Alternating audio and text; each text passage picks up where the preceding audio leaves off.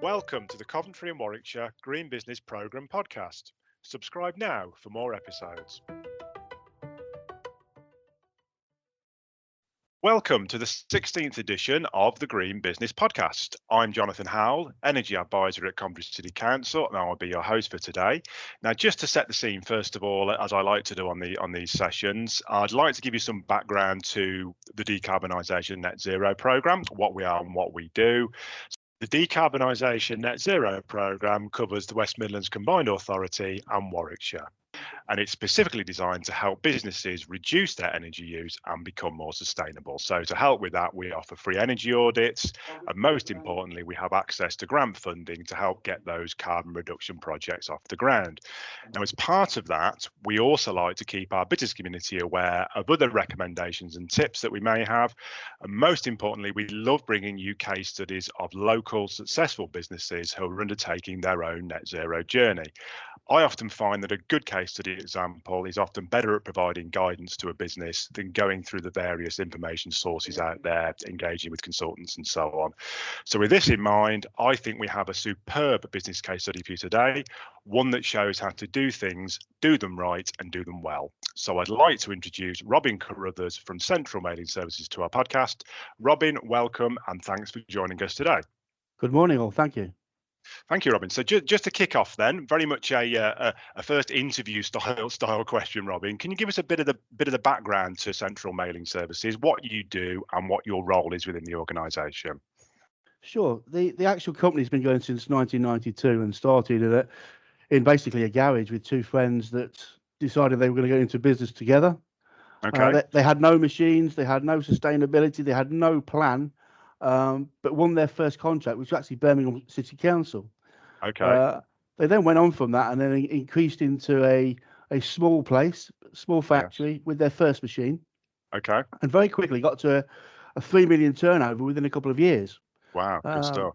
So everything was going really well. They then increased that, and then they had an MBO later on to have a buyout from the actual management team. And yes. The current owner, Mitesh Chauhan, he owns the business and invested a lot of money into that business to take it from a very small little company to a nice sized company on a good site in Birmingham on a gravelly estate. And that very quickly grew from sort of 3 million to 10 million, using the technology at the time and bringing work into the area onto a new estate which was built. So quite a modern estate. And then going forward from that, Mitesh had a vision to keep growing and keep winning work at the right price, at the right quality, and for the market. So we continue to grow, and we're on course for 17 million last year with a recorded EBITDA within a fiscal year. We're continuing to invest, and we've just spent approximately £2 million on new equipment over the next 2 years. Excellent. Okay. And the company's been going very, very well. And then a decision was made to look for a consultant. That's where I came in. Yeah. Okay. The manager before myself was leaving. He was going on to do something new. So there's an opportunity for me to join the business. I've been here about 6 months. Okay. And to look where they were and start pushing them to the next level. Got it. Understood. Okay. In all aspects of the business. And I've been doing this sort of projects now for over 40 years. I've been in print and mailing for my whole career. Yes. So I bring a big experience, but also I bring new ideas because I've always kept my learning up to date with the latest training, technology, knowledge banks, etc. Excellent. So a fresh pair of eyes sometimes helps, doesn't it? Bringing into an organisation of your size. So excellent. Okay. So just for my knowledge and the knowledge of our audience, what is it you guys do? What's your sort of core business activity? Just to sort of set some sort of context on it, please. Okay. The core business is to take clients' data, produce that data into letter form, and then insert that, whether that be into a traditional envelope or a polyline or the new technology, which is paper wrapping. Which are 100% compostable. So again, moving forward, and each product can have up to 8 leaflets as well as the actual letter. We produce that. We mail sort it for essentially Royal Mail or Whistle or any of the downstream access. That's our core business. We have a lot outside of that, but that is the core business. Excellent. Good answer. Thank you. So just moving on then to your sustainability, which obviously is my sweet spot, and by the sounds of it, that's your area as well. What's the sustainability journey been like for your business up to this point? And I'll sort of caveat that a little bit by, I could be wrong here, but I assume the previous business and the way it's been done historically in your sector, is that quite a carbon heavy sort of area or not? What I'm getting at is there been lots of low-hanging fruit to sort of go at to get you to the point where you're at now? Yeah, the trade as it is obviously very reliant on material, papers, polys, and has changed dramatically because the reduction in poly, virgin material to paper. The company that I'm working for now, Central Mailing Services, have started a journey. They've done certain things like our lighting is all motion sensors. So when you walk around, the lights are going on and off because that's planned. They are looking at, they've installed electric chargers for cars. They've looked at electric cars as well as getting rid of the fleet of diesel cars. Yeah, excellent. So they've started the journey, but they weren't sure what to do next. Where was the low-hanging fruit, as you called it? Excellent. Okay, good stuff. So your background then in your 40-year career, then that's given you some good sort of ideas of where things were done, well, not wrongly many years ago, but where things can be improved moving forward. Is that right? So they're drawing on your experience, basically. Totally correct. At the beginning of my work, that there was no sustainability. Environmental wasn't talked about. Health and safety was not really a major issue. But I've been very fortunate in the positions that I've held, that I've been at the forefront of all of that. Excellent. So I'm pretty sure where we are now is going to be a good starting point for Central Mailing Services. Excellent. So would you consider yourself to you're an environmentalist by the sounds of it? You're keen to keep abreast of the sustainability issues that are out there at the moment? I think you have to be in business, yeah. Good answer. Thank you. Okay, so just moving on then to the business as a whole. I see on your notes that you provided us with in terms of the business, in terms of your sustainability journey, your objective is to become carbon neutral by 2028. That's correct. So I'm always interested in this. So obviously you're involved in that and you've set your objectives. What were the main drivers behind that? Was it, and I don't want to answer the question for you, was it winning more business? Was it to eliminate some of your competitors? Was it a bit of both? If you could perhaps expand on that, that'd be fantastic. Obviously, our clients are looking to partner with sustainability businesses. They want to be involved in the environmental side of things. They want to understand it, which is a large part of it. But also, other companies want to be sustainable as well. So we all affect each other. One of the key reasons why we did it locally is because we want to push the word out locally on this estate into Birmingham. That's why I did the speech for Aston University to start that kick-off process.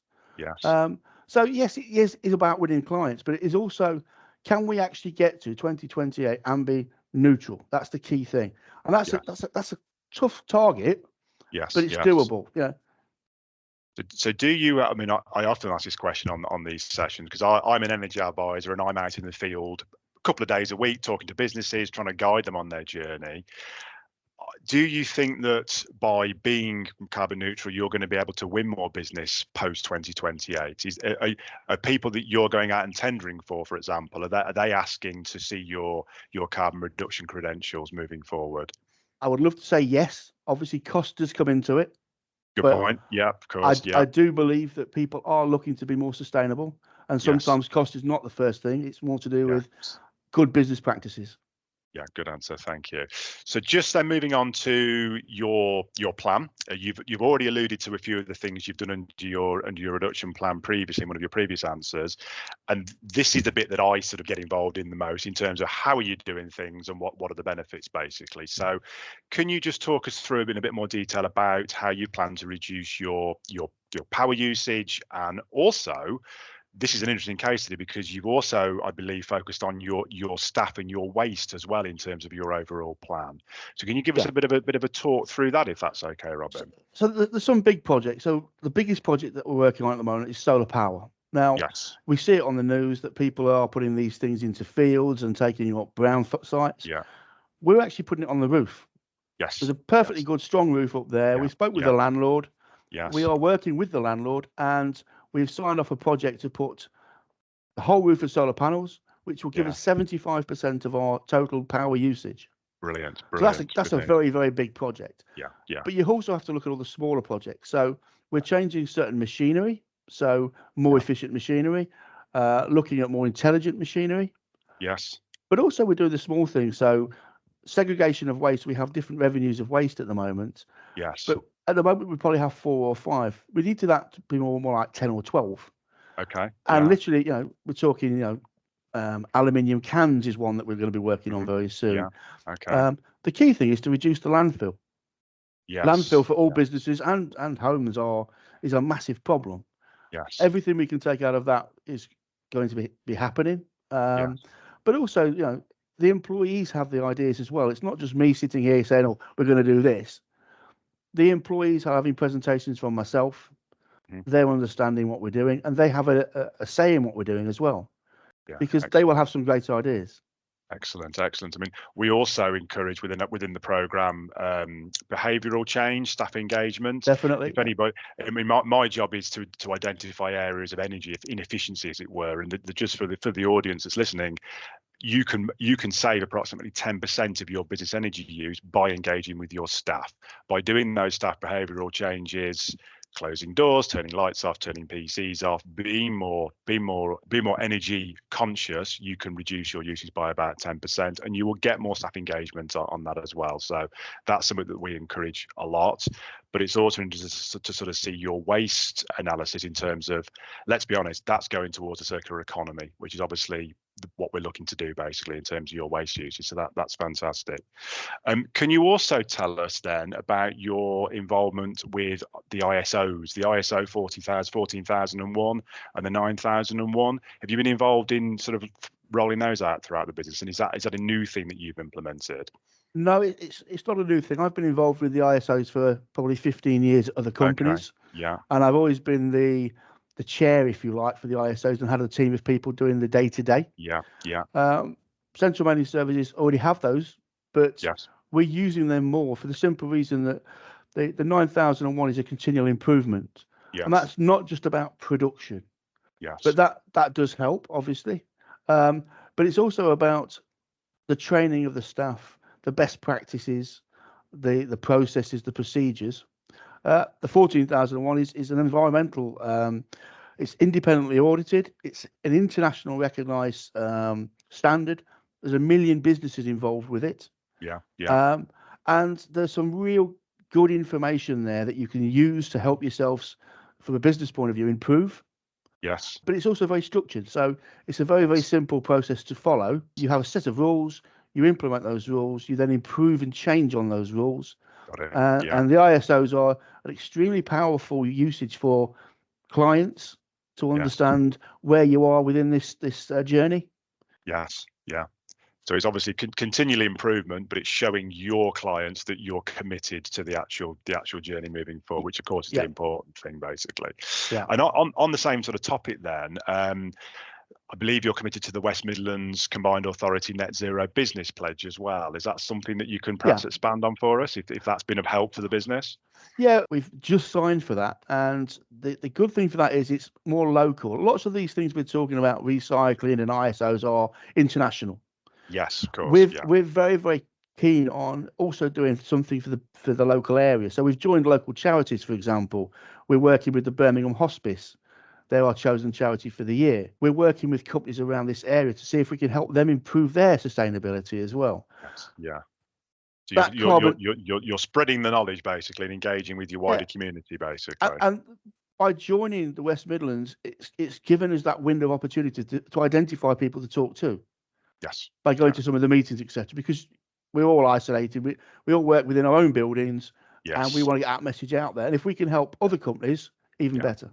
Yeah, it's all about that networking and growing So, the ecosystem basically in terms of our totally. area and then wider basically. So with that in mind, and again I ask this question a lot. Have you found that by being, let's be honest, you're at the front of this from what I understand and what I'm seeing so far.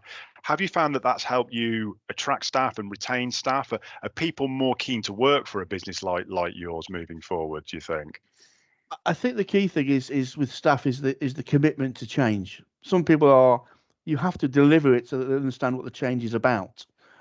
We are looking for more staff. We are always looking for more staff of the right caliber, Yes. and the commitment to the business is key to us. And we can train anybody to do anything that we require them to do.